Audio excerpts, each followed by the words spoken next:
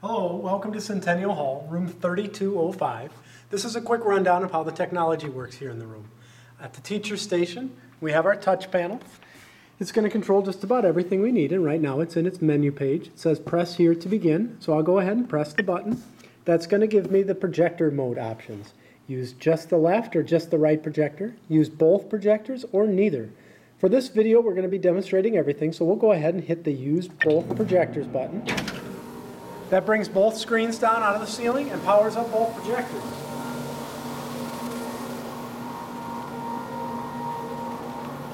This process takes just over a minute, and that screen will say, please wait while system starts up while that's occurring, so you'll know where it's ready after that screen changes. While that's happening, we'll go ahead and talk about the lights here in the room. On the right-hand side are our 5 lighting presets. Lights all on. The 2 lecture settings, one with the whiteboard and one without the whiteboard lights. The theater setting, which will bring all the lights down so you can concentrate on the screen, and the lights all off setting. There's also a controller right here on the wall that has those 5 presets programmed right into it, and then on-off switches right by the doors as well. While the system's booting up, we can also talk about the wireless microphone. Every room has a wireless microphone, and there's a on-off switch right at the top.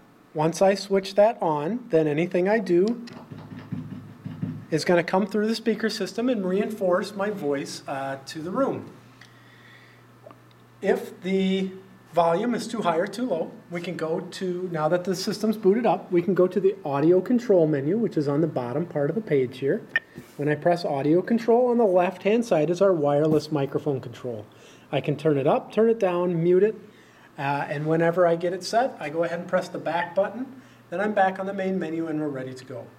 When I'm all done using the wireless microphone, I'm going to make sure and turn that switch back off, because if it gets left on, the battery will completely drain even if it's not being used, so make sure to turn it off.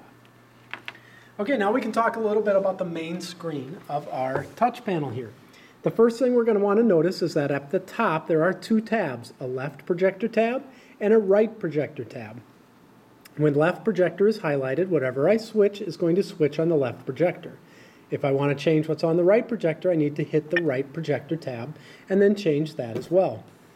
So right now, on right projector, we have the PC selected, and I'll also select the PC on the left projector. And then if we look at the screens, both projectors are going to have the PC showing up for us.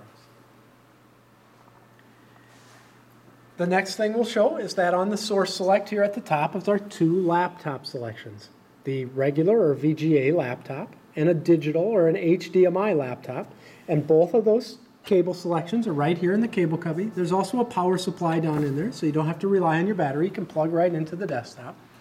My laptop uses a VGA connection, so I'm going to go ahead and plug that in. Then I'll plug the audio cable into the headphone jack on my computer. Then I'll have everything hooked up that I need to for my laptop. So I come over to the touch panel, and I have left projector highlighted there. So when I hit this laptop button, the left projector in the room is going to show my laptop on the screen. So now we have PC on the right and laptop on the left. If that laptop doesn't come up right away for you, you hold down the function key and hit the F8 button, and it'll give you either a menu or it'll scroll through the modes automatically, and you can get to the duplicate mode so that whatever is showing on your screen shows up at the front. You can also reach these things through the control panel if you needed to. The next thing we have is our Blu-ray player. And if I press the Blu-ray button, the Blu-ray control screen is going to come up for me. On the left-hand side is our play and stop buttons. On the right-hand side are our navigation buttons and the menu buttons. We have a full screen video button there that will allow you to preview whatever it is that you're showing. If I click back, it's going to get me back to the main part there. The Blu-ray player is located right here on the right-hand side of the teacher station. You can use the front panel controls if you want to as well. And I'll also note that you can use your regular DVDs in the Blu-ray player. It doesn't only play Blu-ray DVDs, it plays all sorts of DVDs and CDs for that matter. This is a quick note on the volume as well. The volume control is right here on this knob, the main volume. Since Blu-ray was the last button that was pressed, that's the volume that is going to change for us.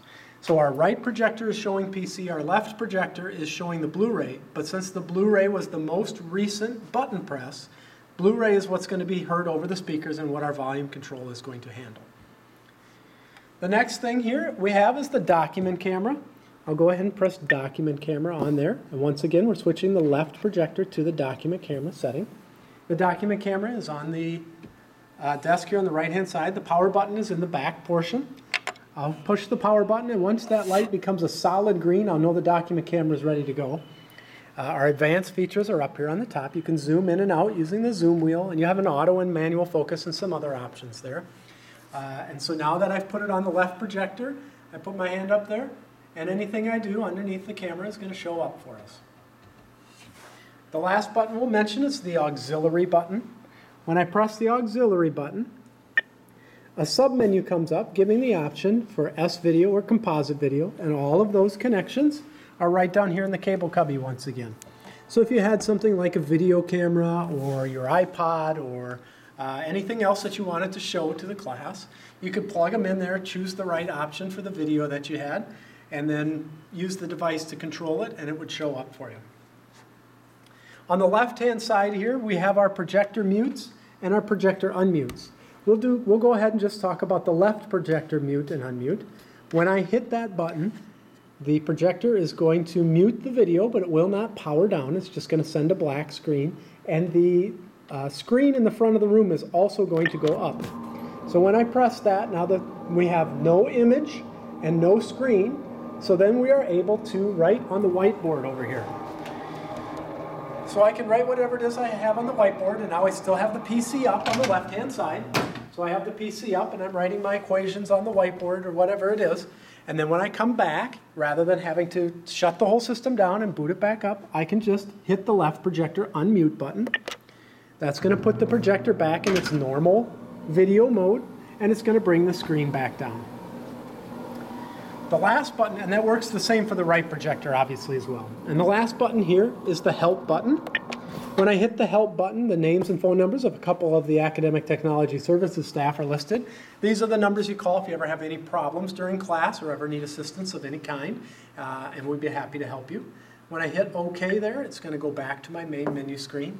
And on the bottom right here is a button that says System Off. When I hit System Off, it asks me if I'm sure I want to power down.